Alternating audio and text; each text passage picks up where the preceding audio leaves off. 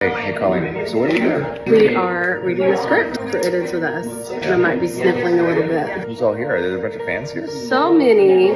Enjoy, guys, enjoy! You were picked from thousands, and you were picked because of your reasons why. Don't be shy. What can we do now to make this the best book to movie adaptation you've Put ever us all seen? in a movie. You are now the only fans in the world who have read the script. So, It translates to a movie really well. I chose it for me. So now I think we should make a movie.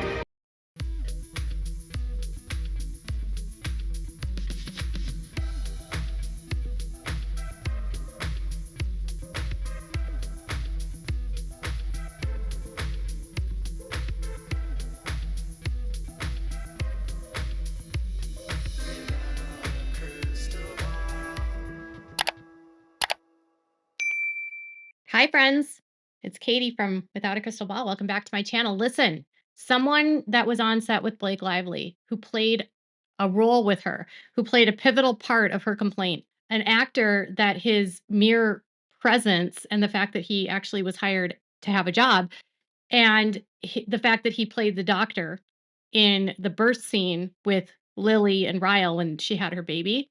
Lily, not Blake, by the way. He's finally speaking out. And he has been brought into this lawsuit under very salacious claims. So much so that he's being doubted in terms of like his pedigree, his credits, his work history. He's also being positioned as sort of this creep that wanted to be close to Blake Lively's lady bits. And Blake Lively has this, I don't know, propensity to blow things out of proportion. When she injured her hand on the set of Rhythm Section, she had a physical therapist named Luigi, I guess, Pier Luigi, and she thought that him massaging her hand and to breathe through the massage was sexual. She said she thought someone on the red carpet saying that she loved her tweets were saying they loved her tits. There's a lot of things she takes out of context. There's a lot of things she makes blown out of proportion. And this appears to be another one of those times.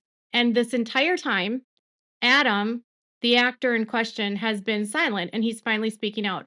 I'll share with you what he has to say about what happened on the set, but I also want to just share with you how she described what happened on the set. This is how she goes into it about him trying to improvise nudity into the film. And this is from the CRD complaint. I don't know that this actually made it into the actual complaint. On the day of shooting the scene in which Lively's character gives birth, Mr. Baldoni and Mr. Heath suddenly pressured Miss Lively to simulate full nudity, despite no mention of nudity for this scene in the script, her contract, or previous creative discussions. Mr. Baldoni insisted to Lively that women give birth naked and that his wife had ripped her clothes off during labor. He claimed it was not normal for women to remain in their hospital gowns while giving birth. Lively disagreed but felt forced into a compromise that she would be naked from below the chest down. They denied this ever happened, by the way. And by the time of the day of the shooting, this would have already been discussed. It would have already been put together.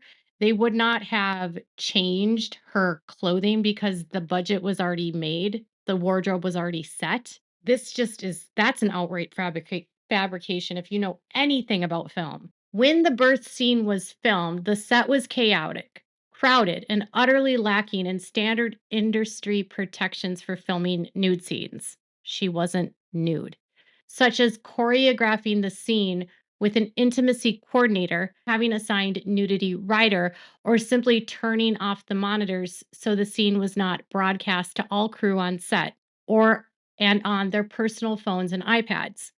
Mr. Heath and Mr. Baldoni also failed to close the set, allowing non-essential crew to pass through while Miss Lively was mostly nude, with her legs spread wide in stirrups, and only a small piece of fabric was covering her lady bits. Among the non-essential persons present that day was Wayfair co-chairman Mr. Sarowitz. Sarowitz denies he was there. So does Baldoni. Miss Lively was not provided with anything to cover herself between takes until she had made multiple requests. Miss Lively became even more alarmed when Mr. Baldoni introduced his best friend to play the role of the OBGYN, when ordinarily a small role of this nature would be filled by a local actor. Miss Lively felt that the selection of Mr. Baldoni's friend for this intimate role, in which the actor's face and hands were in close proximity to her lady bits for a birth scene, was invasive and humiliating. To add insult to injury, Mr. Heath approached Miss Lively and her assistant on set, started playing a video of a fully unclothed woman with her legs spread apart. She thought she was being shown adult content and stopped him. Mr. Heath explained that the video was his wife giving birth. Miss Lively was alarmed and asked Mr. Heath if his wife knew he was sharing the video, to which he replied, "She isn't weird about this stuff." So Wayfair obviously has denied that it was chaotic on the set. They've denied that she was nude.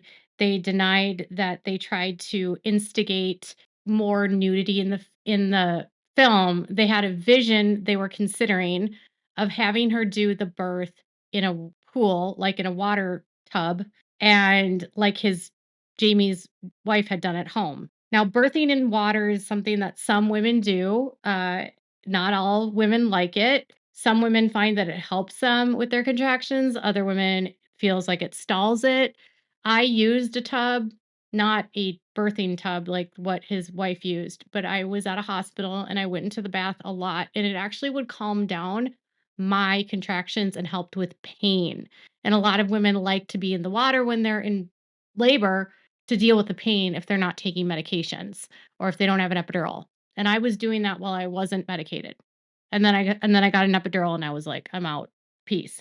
But that was their vision. And he's entitled to have a vision of what he sees and what he wants for a film. That doesn't mean his vision needs to be added, right? And because he's doing everything with her consent, she has a right to say yes or no, because the actress has a right to say, I'm okay with this or I'm not okay with it. She also, at this time, had refused to sign her own nudity rider and was refusing to sign her contract. So she willingly took steps to avoid signing documents, in a way almost to use against them. And I think a lot of her doing this had to do with what happened on the set of the rhythm section. She had no power on the rhythm section. The film bombed. She fought with producers the whole time, but she was only a hired actor. And at the end of the day, they did not have to take her perspective at all into consideration. And I think she didn't want to repeat that again. And I think she wanted control this time around. And that's my opinion. I don't know if it's true, but that's kind of why it feels like she's trying to find a way to get control. I also don't think that her lifestyle, which is using jumbo jets, wearing designer clothes, and being like totally of the fashion world, not of the natural crunchy vibe that Justin and his girl and Jamie and his wife live in, just don't mesh. And that's okay. He can have one vision, she can have another. But she viewed that as him trying to add nudity, which wasn't what it was. Anyway, he denied it. He denied that there was a closed set. He denied all of that, right? He denies that Steve Sarowitz was there. He denied that she was basically naked. And this idea that he hired someone that was his best friend to be near her naked body is so insane. So finally, that actor is speaking out. And I'm sorry it took me this long to get to it in this film, but I want to be able to give you the backstory before I give you his point of view, in case you're new here. So the actor's name is Adam Modsheen. He appeared in the film and he was the OBGYN, who apparently had a name and I had no idea. His name was Dr. Dunbar. So he spoke to Page 6 and he said, I'm not going to speculate as to Miss Lively's motivation mentioning me in the complaint. Needless to say, my experience working with her is very different than the one she described in her lawsuit. Indeed, I was surprised to read her description of the scene. So they describe how the scene, how it was so disturbing because she was basically naked, legs spread wide open, introducing his best friend, and that, what we just talked about. Mond Sheen says that his character helped deliver Lively's character, Lily's baby, in the film, but he said that everything that occurred when it was filmed was all above board. In response to her claiming that she was nearly nude, he said her costume included a full hospital gown, black shorts, and a torso covering prosthetic to make her appear pregnant, in addition to whatever personal garments she chose. So she had on black shorts, a hospital gown, and then her stomach that you see in the film isn't actually her stomach, it's a prosthetic. He also claims that she never complained or expressed any discomfort at any point because nothing unusual or improper occurred. He said it was entirely professional. He also brings up that he find it weird that she would bring up his background and refer to him as a friend because he has an IMDb that has 10 acting credits, and that was before It Ends With Us.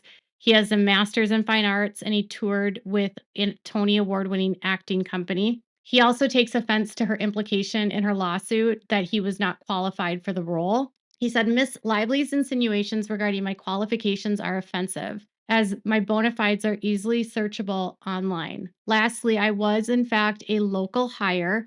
My wife and I are from New York and spend significant time there.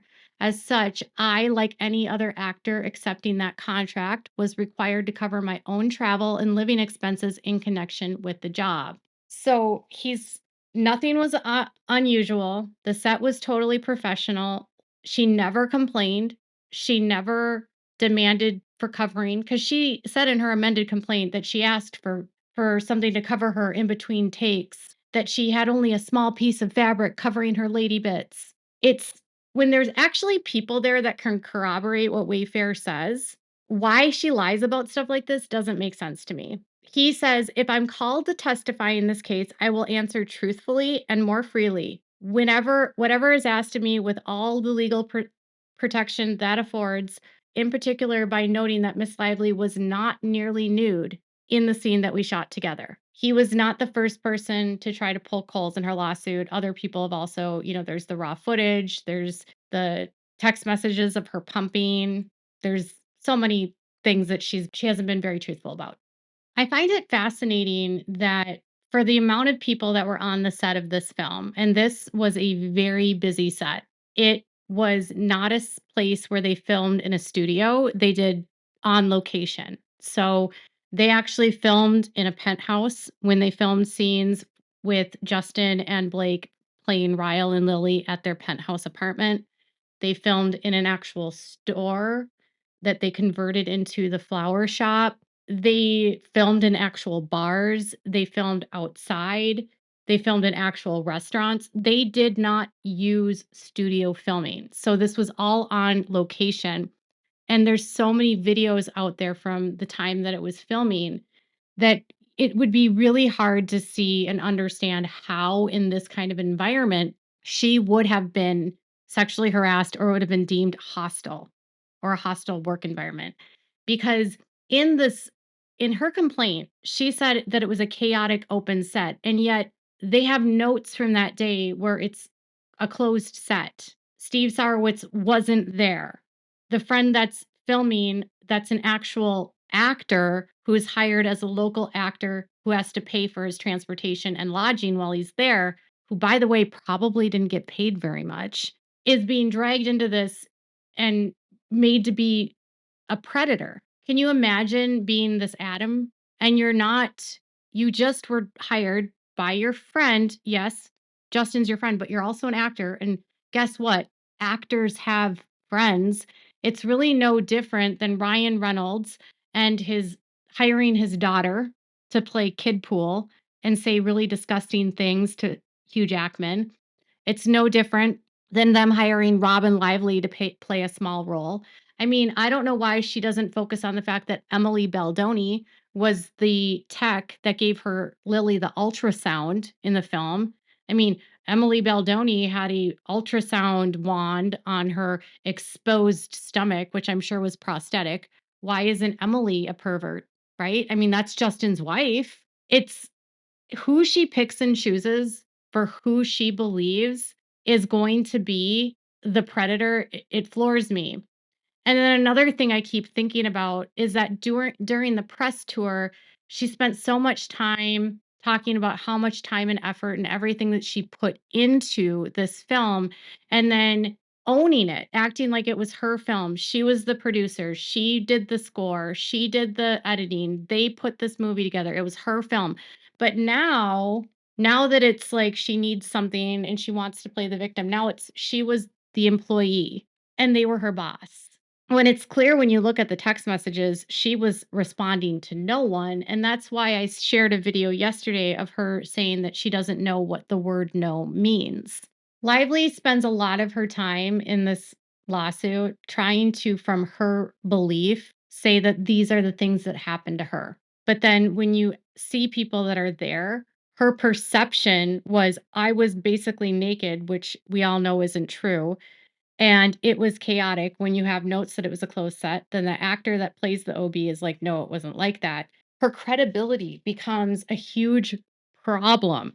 And in a case like this, if she was going to testify and she were to be found to be untruthful about any of the claims, a judge could instruct the jury to throw out all of her testimony because she had been impeached. So if she's on cross examination and Brian Friedman can get her to admit to a lie, or she is found to be having not been truthful about something, it's called impeachment. The witness is not trustworthy. It can cause the entire jury not to trust her testimony. In some cases, if the person lies and it's about a specific key fact in the case, a judge can actually dismiss the case entirely. She could also face fines, sanctions if she's misleading the court.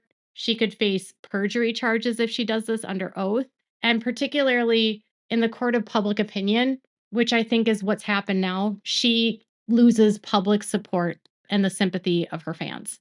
A lot of people like me saw all of these claims and we were like, oh, of course she's telling the truth. And then you start looking through the evidence and you're like, wait a minute, that's not how she described this. That's not how she described that.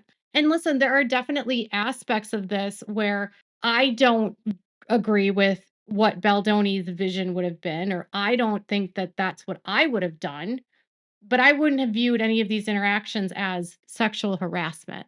I haven't seen a single thing that she's said or claimed to have been sexual harassment on the face. And I think one aspect I haven't brought up yet, but a lot of people you have been talking about in the comments was her behavior during the filming of Simple Favor in 2018. And she decided to add unscripted grabbing of her co star's man bits because her character wanted to do it. And she and Paul Feig talked about it on the Blu-ray edition of the commentary. So they did a Blu-ray interview and she and Anna and Paul talked about aspects of the film. And that was one aspect, is that they admitted that her grabbing her co-star's crotch was unscripted. And she joked about meeting him and being like, hi, can I grab your crotch today? Now, some people are arguing that even though it was unscripted, this was something that was agreed to by all the cast members. I think it's odd, though, that she was willing to have a conversation with her co-star and be like, can I grab your crotch? But if Justin is saying, in this scene, I want to do this, this is my vision, and she says no, that's where the conversation stops, right? Right? But in the case with her grabbing her co-star's crotch, it was okay for her to ask her co-star to do that. But imagine if Justin was like, and I'm going to be able, can I grab your breast? And I would like to grab your crotch. I'd like to grab your crotch. He would have been called a sexual predator, a rapist practically for that. She has sex scenes in films, in Savages. She doesn't show her top, but she's in a bathtub. She's in a scene with a guy where his butt is showing, grinding on her. She does orgasm in Savages. There's another film she made in 2016 where she actually shows her breasts. And that film has some of the most raunchy sex scenes I've ever seen. It's called All I See Is You. She's playing a blind woman. And there's film of her, on top. they go to Spain and they are like a BDSM place and their people are tied up. I mean, for her to act like this very benign vision that Justin had as being graphic and gross when she herself has participated in way worse on camera, I find it like so illogical that it's just her trying to like grasp at straws to get what she wants, misconstrue so that she can play the victim. But apparently, Justin's team had no idea about the crotch grab incident, going back to the simple favor, and that now they think is going to be used in court because it would be okay. So you added unscripted crotch grabbing here. This was not what your co-star agreed to, and you asked him and you did it multiple times, and you wanted to do it harder, and you said to them, I don't want to grab your crotch, my co-star my character does. I don't want to grab your crotch, my character wants to. That's really weird how she puts that. Now they think, sources told the Daily Mail, that that's a smoking gun for them. I don't know if you think about that, but maybe you do. But I would encourage you to go look through her catalog of sex scenes in her films. Savages and All I See Is You. It's raunchy. It's naked. It's nothing like It Ends With Us, where she showed nothing. And that's fine. She didn't have to show anything. But if you read the book, It Ends With Us, yeah, it's Danielle Steele level sex. And I think the vision he was trying to create was how Colleen wrote the sex scenes in the book. So, what are your thoughts about the actor coming forward and refuting her claims and exposing her lies? Are you glad that he spoke up? I am. I think it's good that he's made his voice known because I don't think it's fair to make someone that looks like a predator be a predator. And I didn't think he was a predator, and he's not. So, make sure to sound off below. Make sure to give this video a thumbs up. Make sure to subscribe to my channel if you haven't subscribed and click the bell so you never miss a video. Thanks so much for watching. Bye, guys.